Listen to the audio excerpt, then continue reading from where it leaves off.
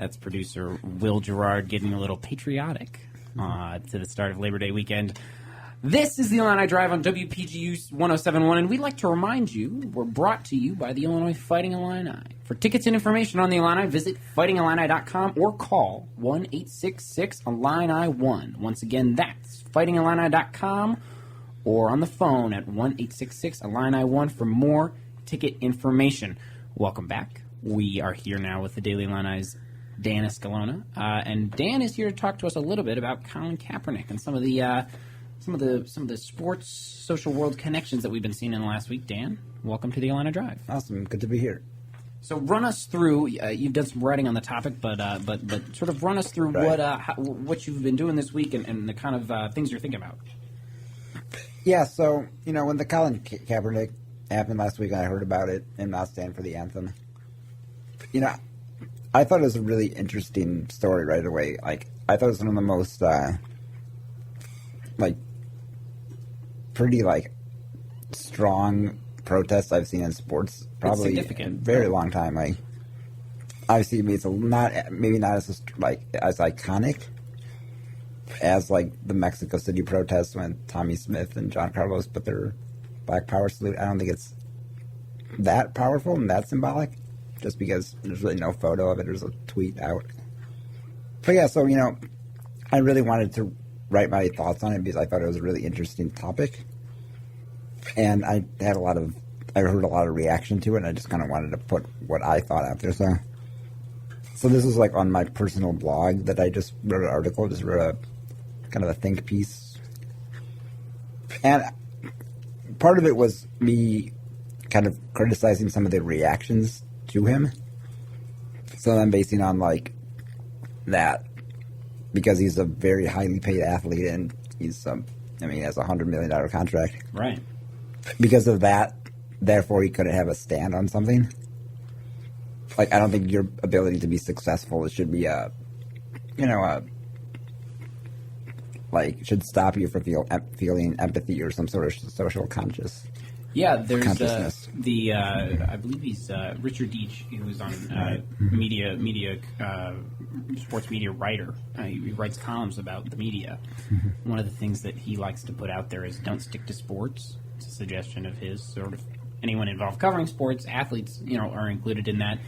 And I mean that seems pretty much at the heart of what Kaepernick is doing here, and we saw it at the ESPYs, right? With the gun violence call to action from those WNBA just a couple, in the last couple months.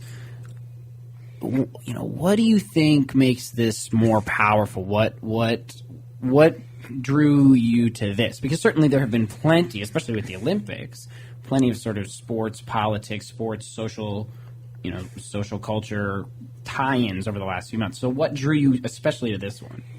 I think over this past summer, there's been kind of a simmering tension among many athletes.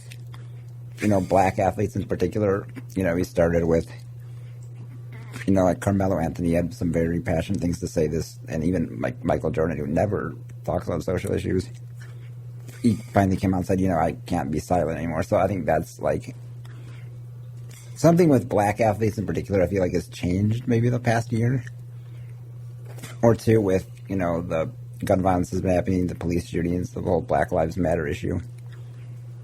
I think as sports, as especially the NFL and the NBA, as two big institutions of black culture, I think they were eventually going to see that translate to that. And I think this just kind of, the Colin Kaepernick, just kind of a further example of that. Dan, the Kaepernick story has been talked about all weekend long, and there was another piece added to it yesterday when he continued his protest in a way, if that's what you want to call it, by kneeling during the national anthem. And then his teammate, his safety teammate, Eric Reed, joined him in that as well. And then news around the league, too, Jeremy Lane from the Seattle Seahawks also did not stand during the national anthem. What do you think about the message that Kaepernick's sending in now that more players are adding on in support of him in this way?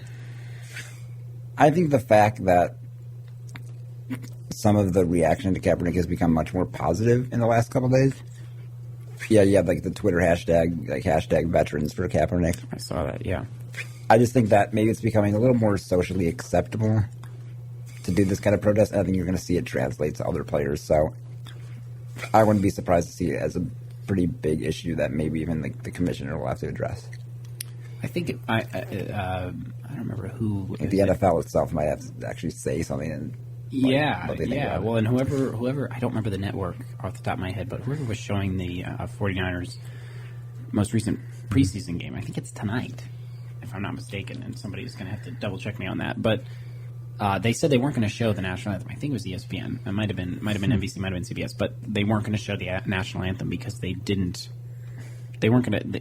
That's not something that they normally do, right. And they weren't going to go out of their way to change it to. They weren't going to approach differently their broadcast because of the potential for protest or whatever. So, I mean, I think it's. I think you're spot on. The reaction is perhaps the most interesting part of this, right? And I think the power of his protest is act of whatever you want to call it. Is like political act. Mm-hmm. I think you wanted a reaction. That's why you sat out the national anthem. And it worked. Right. We're here talking about it. Yeah, and I think that one thing that I also think this shows is how, like, I think there's like a kind of a direct challenge on the use of patriotism in NFL, especially. Like, the NFL, like, it really it's very overtly patriotic. If you watch any game, really any sport here. So the thing I also wanted to tackle is, I always was kind of interested in thinking about was kind of the nature of patriotism in sports here, especially in this country, and kind of like the use of the national anthem. That's something that I always found kind of interesting, as to why the national anthem is pretty much at every sporting event, from a high school game to tomorrow with Illinois and Murray State. You're going to see that. Yeah, I wonder what protests would you potentially get at an Illinois Murray State football game? I can't think of it. And I'd be interested to see how, if maybe this happens in college, if a college player does it. No, it's interesting to wonder, and it is interesting too, especially in college where it's very policed. In terms, player behavior is very policed. It's very tightly controlled because they're students and they're kids, and kids are more likely, as we all know, being kids ourselves, more likely to mess up in whatever way or speak out in a way that isn't expected of us. Whether it's good, bad, is not necessarily the point, but there's more sort of active need to express oneself. So it would be interesting. I do wonder, and after last year's situation with Missouri, concerned student in 1950, I think it would be really interesting to see if something happens again this year.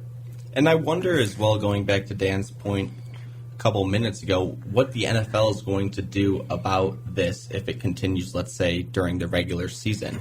I think preseason is completely over with now, Peter. The 49ers played their last game last night. Thank you for catching me on that, Jeff. I got you. But I'm just wondering if the NFL is going to brush it off if nothing develops into the regular season, or if something does develop in the regular season, when they're finally going to take a stance on it and react in a way. What are your thoughts on that? Yeah, it seemed I was interested by the reaction of the 49ers organization to this thing. They seem to be very supportive of Kaepernick. Some more aggressive reactions of some critics were that, the 49ers should cut him, or they should just not let him play. He should be out of the league, even. I've heard from a few some of people. them were a little over the top, and I think the 49ers were like, this is a very subtle act. I mean, he didn't say anything. He didn't, say anything really bad. He just kind of expressed his opinion as, an organization. Why should they... I don't think they were really interested in, punishing him for just making a very personal stand on an issue they cared about. Dan, here to wrap up, just something interesting I'm finding in your piece I'm looking at. I'll read a bit to you, and it would be great if you could kind of just expound on it for us a little bit. You're right. This is close to the end. Symbols themselves should not be expected to be respected as more important than the values those symbols ought to represent. Right. So I assume you're talking about the flag, but sort of where's your thinking on that? Right. I think in this country in particular, I think the flag is representative of... It's more than just the country. It's really the values it represents, like any country, but I think this country in particular. And I don't think he was doing it out of spite or out of some anti-American sentiment. I think he was saying, like, I don't believe that those values that the flag should represent and the anthem represent, like, what I see happening right now. And obviously, you can debate it, but, I mean, he comes from a personal experience, and he's experienced this. And I think some people, like, have revered the symbols instead of really what they represent in this.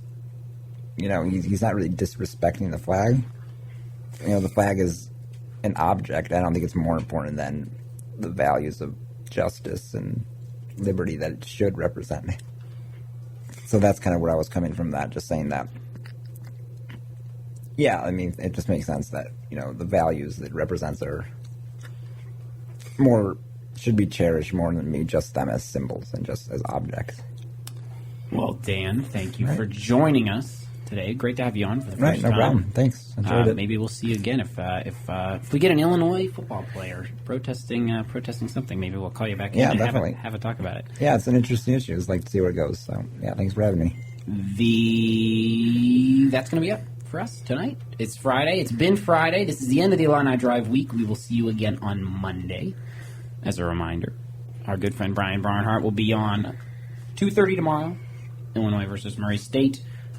You can also, in fact, folks, it won't exactly be Illini Drive, but from 12 to 1 tomorrow on WPGU 107.1, we have the the Daily Illini Illinois Football pregame show, coming to you live from the studio. We're going to line you up with all the things you need to know. You may hear some familiar voices and some unfamiliar voices, but we will be there 12 to 1 tomorrow on WPGU 107.1. That's it for us today. For Ryan Wilson, Dan Escalona, Jeff Omer, Hunter Warning, and Will Gerard, this is Peter Bailey Wells. We'll see you Monday when Illini Drive returns at 6 p.m. This is WPGU 107.1.